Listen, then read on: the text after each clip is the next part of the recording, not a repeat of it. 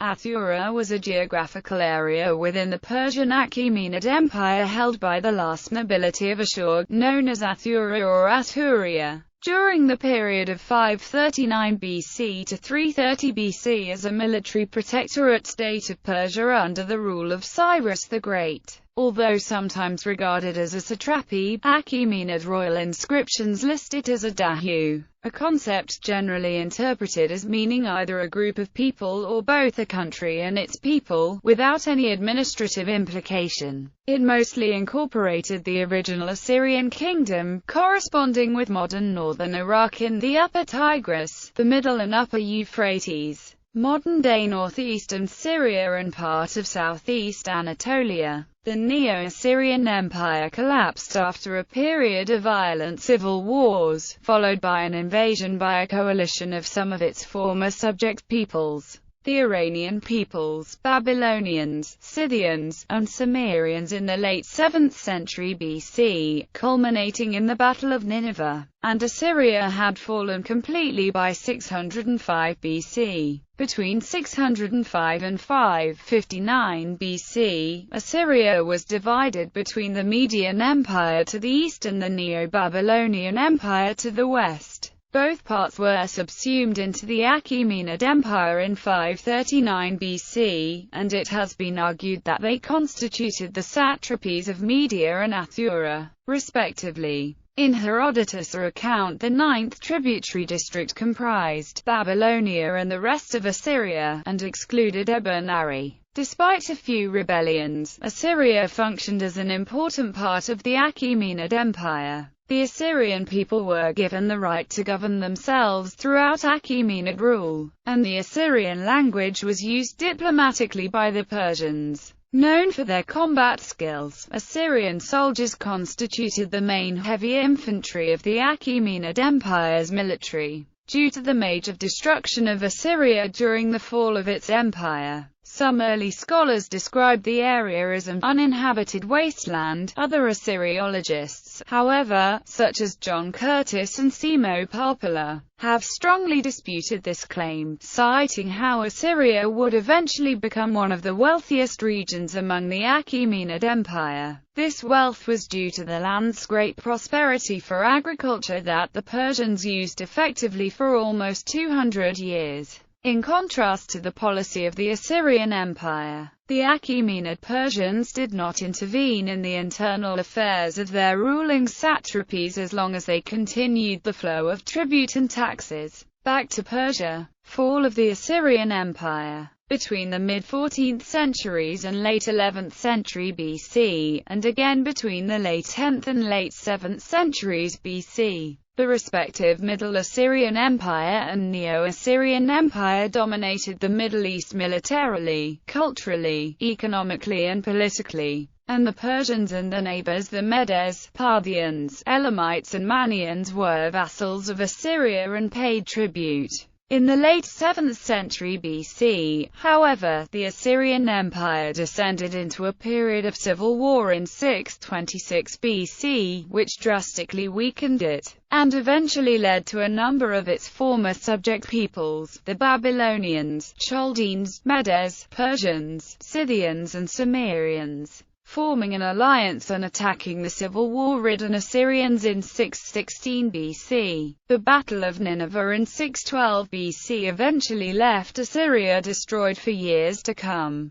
The Assyrians continued to fight on, with the aid of another of their former vassals, Egypt, who feared the rise of these new powers. Haran, the new Assyrian capital, was eventually taken in 608 BC. Despite this, the Assyrians continued to fight on until final defeat at Carchemish in 605 BC. A costly but victorious battle at Megiddo against the forces of Judah allowed the Egyptians to advance to the rescue, only to be defeated by the Babylonian Median-Scythian alliance. Assyria was conquered by the alliance. Babylonian rule was unpopular, but did not last long. In 539, Cyrus the Great defeated the Babylonian king Nabonidus, took Babylon and made it, along with Assyria, into provinces of the Persian Empire. Athura as part of the Achaemenid Empire. The former major Assyrian capitals of Nineveh, Dur-Sharrukin and Kallu were only sparsely populated during the Achaemenid rule. Much Assyrian settlement was mostly in smaller cities, towns and villages at plain level, in the mountains, or on mounds such as Tel ed-Darim. However, according to more recent Assyriologists such as Georges Roux, cities such as Arabka, Guzana and Arbela remained intact, and Ashur was to revive. Despite many of the Assyrian cities being left largely in ruins from the battles that led to the fall of its empire in the previous century, rural Assyria was prosperous according to the Greek scholar Xenophon. After passing Kallu and Nineveh, Xenophon and the Greeks turned northwest, following the east bank of the Tigris River. He described rural Assyria as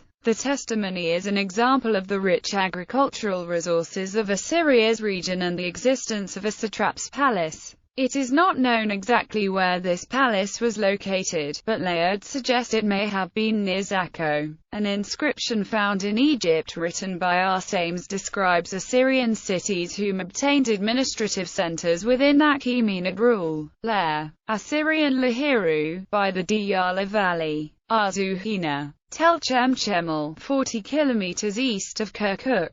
Arbela, Halsu, location unknown. Matalubish, Assyrian Ubase, 20 kilometers north of ancient city of Ashur. Prior to the Persian rule of Assyria, the Achaemenids were greatly Assyrianized, and Aramaic continued as the lingua franca of the empire in the region, with the Assyrian script being the everyday writing system. Assyrian religion within the empire were tolerated, and the judicial system, calendar and imperial standards imposed by the Assyrians remained in force everywhere. The Assyrians, like all other tributary peoples of the Persian Empire, were obliged to pay taxes to the king of Persia and, whenever the king campaigned, supply troops as well. Reliefs of Assyrian tribute-bearers carved on the east and north sides of the Apadana consist of 7 bearded men, 1 carrying animal skins, 1 carrying a length of cloth, 2 carrying bowls, and 2 leading the flons.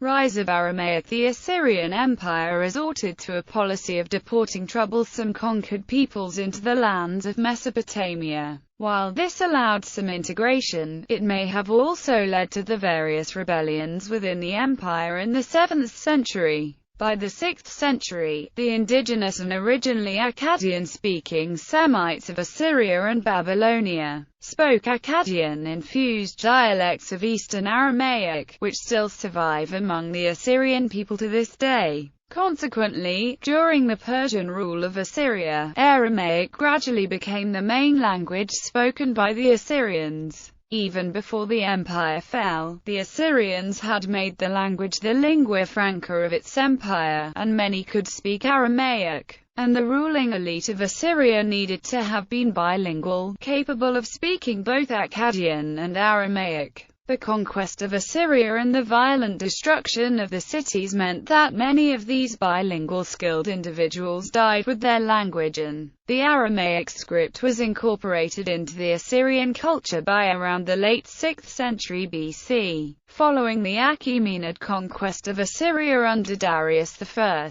the Aramaic language was adopted as the vehicle for written communication between the different regions of the vast empire with its different peoples and languages. The use of a single official language, which modern scholarship has dubbed Official Aramaic or Imperial Aramaic, and be assumed to have greatly contributed to the success of the Achaemenids in holding their far-flung empire together for as long as they did. Imperial Aramaic was highly standardized. Its orthography was based more on historical roots than any spoken dialect, and the inevitable influence of Persian gave the language a new clarity and robust flexibility. In 1955, Richard Fry questioned the classification of Imperial Aramaic as an official language, noting that no surviving edict expressly and unambiguously accorded that status to any particular language. Fry reclassifies Imperial Aramaic as the lingua franca of the Achaemenid territories. suggesting then that the Achaemenid era use of Aramaic was more pervasive than generally thought. For centuries after the fall of the Achaemenids, Imperial Aramaic, or near enough for it to be recognizable, remained an influence on the various native Iranian languages. Aramaic script as ideograms, Aramaic vocabulary survived as the essential characteristics of the Pahlavi writing system. One of the largest collections of Imperial Aramaic texts is that of the Persepolis Fortification tablets, which number about 500. Many of the extant documents witnessing to this form of Aramaic come from Egypt, and Elephantine in particular. Of them, the best known is the Wisdom of Arachah, a book of instructive aphorisms quite similar in style to the biblical book of Proverbs. Achaemenid Aramaic is sufficiently uniform that it is often difficult to know where any particular example of the language was written. Only careful examination reveals the occasional loan word from a local language. A group of 30 Imperial Aramaic documents from Bactria were recently discovered, and an analysis was published in November 2006. The texts, which were rendered on leather, reflect the use of Aramaic in the 4th century BCE Achaemenid provinces of Bactria and Sogdian. Aramaic dialects and written script survive to this day among the Christian Assyrian people of Iraq, southeastern Turkey, northeastern Syria and northwestern Iran. Revolts of Assyria, 546 and 520 BC. In 546 BC and 520 BC, the two Assyrian provinces of Marda and Athura revolted against the Persian Empire. Though the revolts were suppressed, it illustrated that the two regions acted in unison, suggesting perhaps an ethnic and cultural link. Having said this, a rebellion could occur in several different parts of an empire for geographical reasons, and it may have been that the whole of the Mesopotamia region became swept with rebellion campaigns. Although the effectiveness of the once invincible Assyrian army was shown to be greatly depleted by the time of its eventual collapse, the soldiers of Assyria continued to be brave and fierce warriors. Most soldiers at the time would not wear heavy armor, but rather than act as melee troops, would serve as skirmishers. The Assyrian troops were different, however, since they fought as archers, cavalry and heavy infantry, and were useful as front-line troops. The Assyrian infantry was specifically trained to engage in hand-to-hand. A massive army was assembled by Xerxes in the early 5th century BC. Contemporary estimates place the numbers between 100,000 to over 1 million. Whatever the number, it was enormous, and the Persians summoned troops from all across their realm. Herodotus remarks that Assyrian soldiers were employed in Xerxes' expedition to Greece. Influence of Assyrian art on Achaemenid sculpture. The Assyrians continued to serve the Persians under King Darius, who was at his time considered the greatest ruler. Often styling himself as King of Kings, he ruled as a king over many other powerful subordinates, and, as such, it was believed that a great palace should be built at the Persian city of Susa. The Assyrians were employed in the construction of this building, albeit with many other tributary peoples as well as Persians themselves. The Western Assyrians of Athura were closer to Mount Lebanon, where fine trees could be found and timber processed for Darius' grand palace. The Eastern Assyrians of Marda were charged with excavating gold. Assyrian influence over Achaemenid art and sculpture can be seen in various areas of the empire. Examples include the doorway relief of the palaces in Pasargadae, and in the Buchan area, where various tiles are decorated with human-headed winged figures, lions, and ibexes. The symbol of the Assyrian god, Ashur, was chosen as the symbol of the Zoroastrian faith's god, Ahura Mazda, during the Achaemenid rule of Assyria. But perhaps the best example of Assyrian influence can be observed in the Gate of All Nations in Persepolis, with two lamases in the entrance. The Assyrian lamassu, however, was used to protect the palace from evil spirits, while those of Persepolis expressed meditative calm and humanity. Iranologists and Assyriologists have tried to answer the question of how was the influence transmitted. Possibilities include contacts between Assyria and Persia were frequent, and Achaemenid architects visited the Assyrian palaces. Others suggest Assyrian slaves were brought back to Persia to have them work on the new palaces. Economy. As with many other countries, the primary occupation was farming. The large output of Mesopotamian farms resulted in highly populated civilizations. The chief crop that fueled the ever-growing civilizations in the region was the grain barley and anuma wheat, though sesame seeds also provided a source of nourishment. Like much of the rest of the world at the time, the economy of Assyria relied heavily upon the produce of the farms and the rivers, including fish and what fruit and meat could be raised in the Euphrates' fertile soils. The agricultural year began with sowing after summer. Flooding posed a serious risk to farmers, whilst rodents were supposedly driven off by prayers to the rodent god. To ensure that such prayers were answered, tall silos were built to house the grain and keep out the mice. Trees were grown for their fruit. To prevent the hot winds of the region from destroying the crops, tall palm trees were planted around the smaller trees, thus breaking the wind and shading the plants from the heat of the sun, the intensity of which provided plenty for the plants, even when shaded. Following the Persian conquest, peaches were added to the original Assyrian mix of apples, cherries, figs, pears, plums and pomegranates. Tree growing was an art mastered with tree cutting and even artificial mating, in order to have the palm trees yield fruit. In the north, rainfall in Assyria met the demands of farming, but in the more southerly parts, shadufs were used to assist in irrigation. Oxen, donkeys, cattle and sheep were raised, the latter for their milk and the former as draft animals. Pigs, ducks, geese and chickens were all raised for their meat. Hunting supplemented the food supply with birds and fish. The downtime resulting from farming and the seasons allows men and women to master other skills in life such as the arts, philosophy and leisure. Without the fertile soils of the Euphrates River Valley, civilization would not have come to be. Archaeological findings. Kalu's buildings were dramatically destroyed during the sacking of 614–612 BC. However, evidence of reoccupation during the post-Assyrian period is noted in various areas, including the Palace of Adad-nirari III, the Northwest Palace, the Burnt Palace and Nabu Temple Complex, Fort Shalmaneser, and the town wall houses. Xenophon passed by Nimrud in 401 BC along with 10,000 Greek soldiers and described the city as, despite Xenophon's description of the city as being abandoned.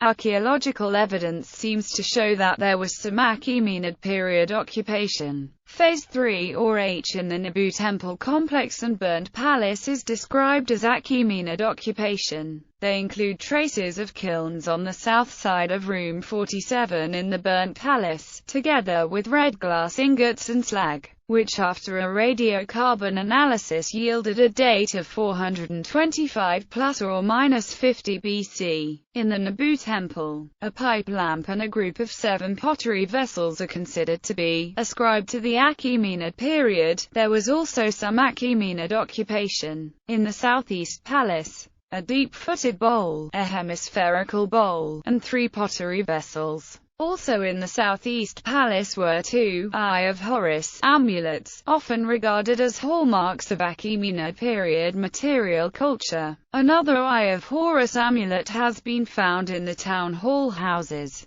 In the Palace of Adad-nirari III, 3 bronze coal sticks with castellated heads having been identified as Achaemenid period. Assur. Like other Assyrian capitals, Assur was greatly destroyed during the battles of the century before. The importance of the city thereafter is not clear, but much evidence indicate it was a flourishing city during the Achaemenid rule. After the Babylonian conquest by Cyrus the Great, the Cyrus Cylinder mentions Assur as one of the cities of which cult statues were returned. In 4001 BC, Xenophon describes the city as at the Assur Temple. 2 shrines have been identified as being built during 5th to 3rd century BC. A few graves at the site also may have belonged to the Achaemenid period. From the grave site, a pair of circular earrings with globules has clearly been identified as Achaemenid. These earrings are similar to the silver earring found at Khorsabad, near Nineveh. In another grave, Haller dates grave number 811 as Achaemenid period.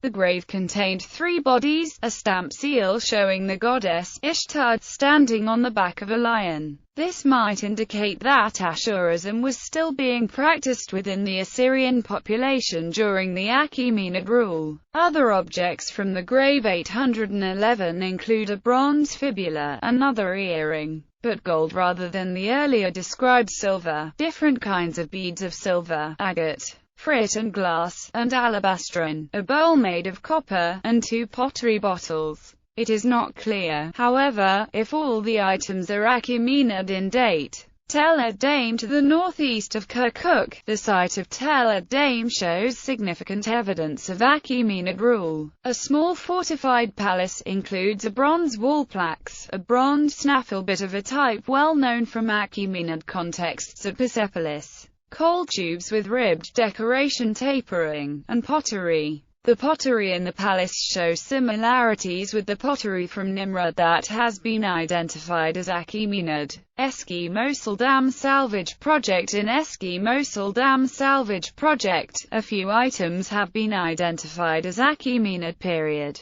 The project was located to the northwest of Mosul, in the upper Tigris Valley, and within the Assyrian heartland. In the Karabe-Shatani site, various amounts of pottery have been dated Achaemenid. These include 4 bowls of which have similarities of Achaemenid bowls in Susa and Pasargadae. Other times include clay spindle whorls, 2 iron sickle blades, and a bronze plate optimistically identified as a horse's forehead plaque. A bronze finger ring with a crouching animal engraved on the bezel was also found in the site and is considered to be widespread in the Achaemenid Empire. Also in the project, a grave site excavated found bodies that included a conical coal pot and a bronze pin with a castellated top. These objects are considered to be distinctive Achaemenid type.